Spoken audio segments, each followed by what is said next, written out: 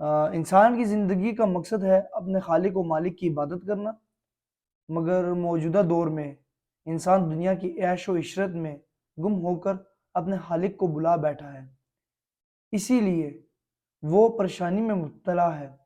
اللہ کسی قوم کی حالت اس وقت تک نہیں بدلتے جب تک وہ اپنے آپ کو نہ بدلے۔ آج مسلمانوں کی اپنی حالت کو بدلنے کی کوئی فکر نہیں ہے۔